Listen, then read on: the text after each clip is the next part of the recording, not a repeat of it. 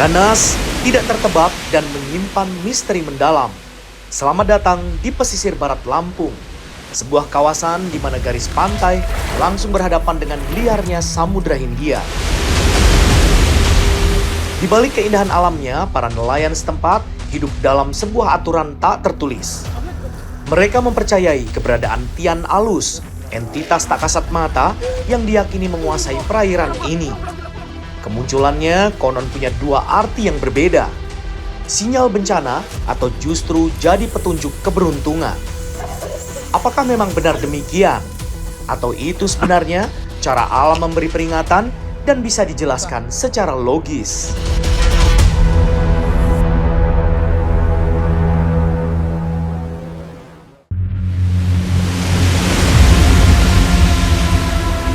Dari informasi yang kami dapatkan, epicentrum dari segala kisah mistis tentang Tian Alus bermuara di Gua Matu, Desa Waisindi, Kecamatan Karya Penggawa, Kabupaten Pesisir Barat.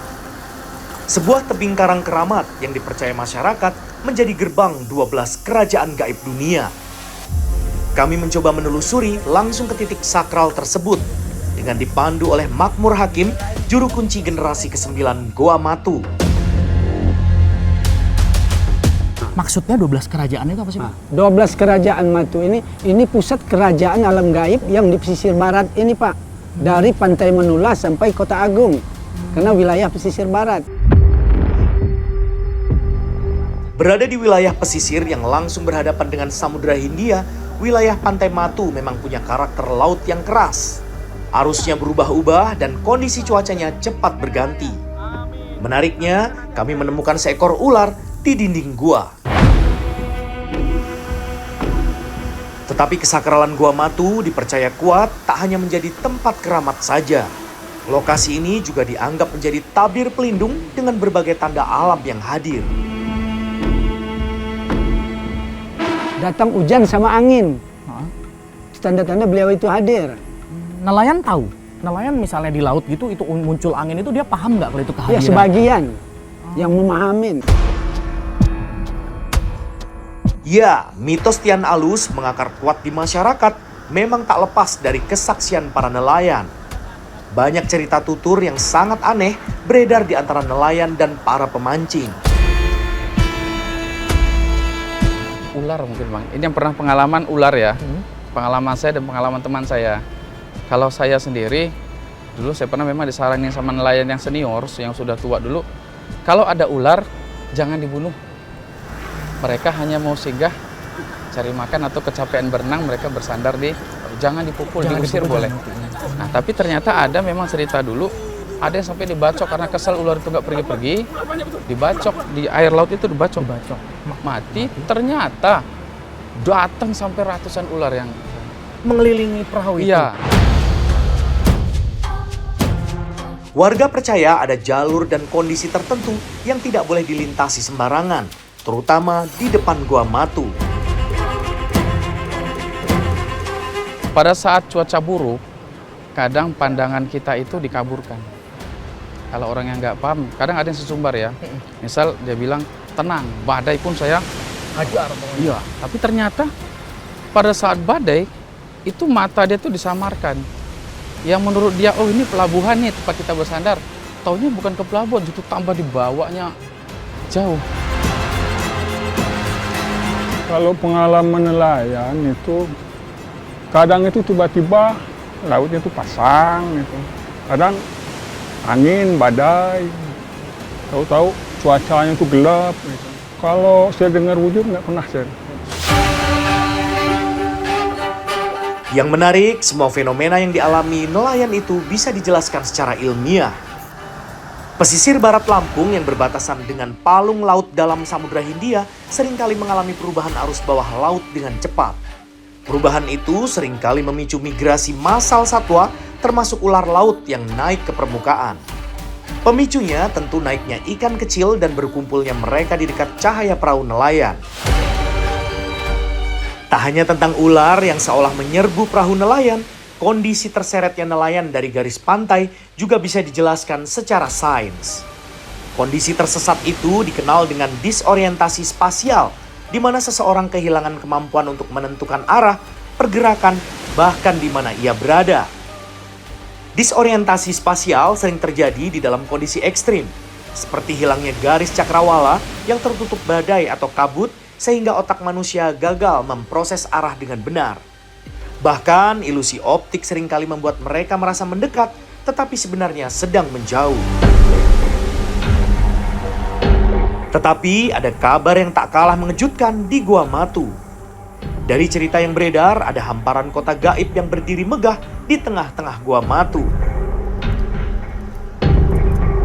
Kalau teman itu yang cerita, ada seorang sopir trailer ngantar penumpang sini, jarak sini.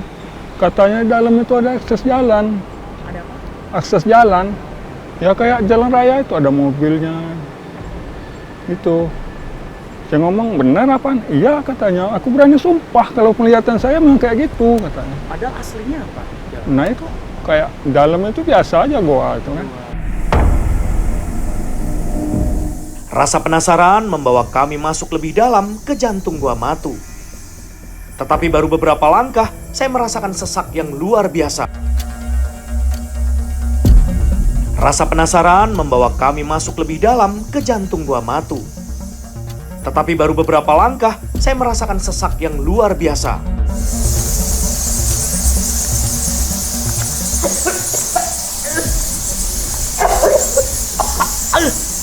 Aduh.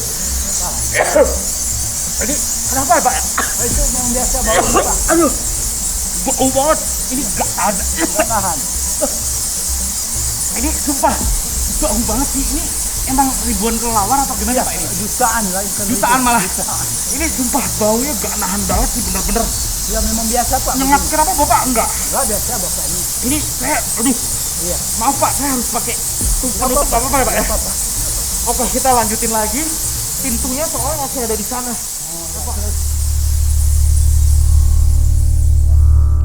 Dan ternyata itulah kunci dari segala keanehan yang terjadi.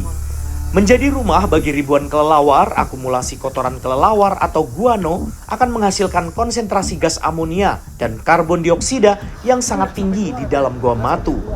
Saat manusia masuk tanpa pengaman, mereka akan mengalami hipoksia atau kekurangan pasokan oksigen ke otak. Dan salah satu gejala hipoksia akut dari paparan amonia adalah halusinasi visual yang sangat nyata. Otak yang kekurangan oksigen akan menciptakan proyeksi imajiner atau persepsi palsu dengan berbagai bentuk. Dari mulai cahaya terang, kondisi yang aneh, dan bisa jadi bangunan megah di tengah kegelapan total. Entah itu sebuah fenomena ilmiah atau realitas dimensi lain, kisah Tian Alus dan kesakralan Gua Matu telah menjalankan fungsi yang luar biasa selama berabad-abad. Kisah itu justru menjadi polisi moral yang menjaga manusia agar tidak bertindak ceroboh di alam liar yang berbahaya. Oh ya betul sekali ya. Kalau masyarakat pesisir barat itu religiusitasnya lumayan bagus. Namun nilai-nilai tradisi itu tetap. Jadi meyakini terhadap sesuatu yang gaib gitu ya, itu cukup tinggi gitu, karena memang mereka hidup bersebelahan dengan Taman Nasional Bukit Barisan gitu. Soal betul atau tidaknya kembali kepada keyakinan masing-masing. Tapi yang jelas semua masyarakat pesisir barat yakin betul tentang keberadaan Gua Matu itu sebagai makhluk yang melindungi masyarakat pesisir.